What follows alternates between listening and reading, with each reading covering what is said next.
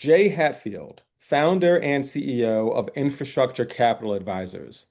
What is the impact of the current U.S. government shutdown on markets? Thanks, Chris. We have a fairly unique view in that we don't think the impact so far has been material. What has made the market riskier is this potential trade war with China.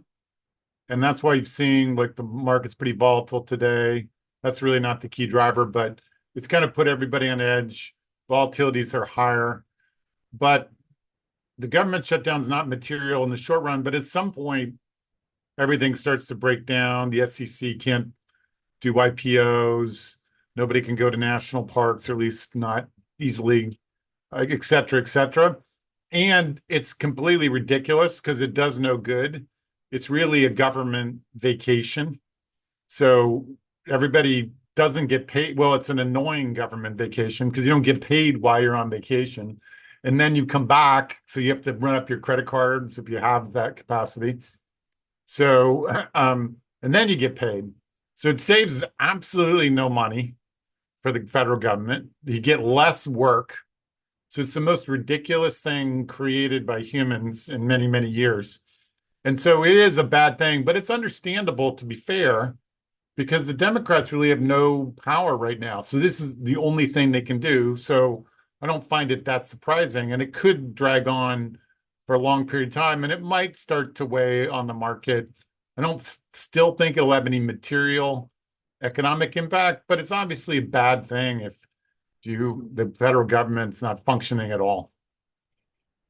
Given what you just said, both about the shutdown and tariffs and that fluid political dynamic, how should investors assess the current market landscape? Well, we're bullish. We have a 7,000 target for year end. We start out at 6,600. We raised it because the Fed's cutting rates and you have the AI boom. And you've seen that long rates have come down, which is spectacular. That supports the housing market. If you just follow the money supply, the Fed, and the housing market, you're going to be nearly a perfect forecaster.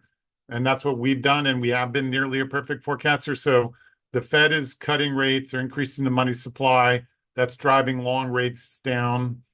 People don't appreciate it, but the terminal Fed funds rate, in other words, where the Fed's going to cut to, that drives the 10-year, not the budget deficit, not other random things. So lower rates is great for the housing sector. We're projecting 3% growth next year. We have a 7,700 target next year on the S&P. And as I mentioned, our targets have been extremely highly accurate, so I wouldn't completely ignore our targets. And by the way, that's not a very heroic target. That's just earnings growth. So it's 7,000 plus earnings growth.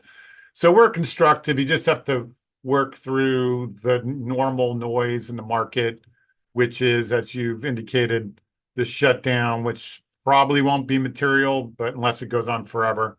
And then the trade war, which will almost certainly eventually be resolved because of mutually assured destruction. But that's not to say there won't be volatility, ups and downs. And you've seen a much more skittish market since that trade war started. Jay, excellent insights. Thank you for your time. Thanks, Chris.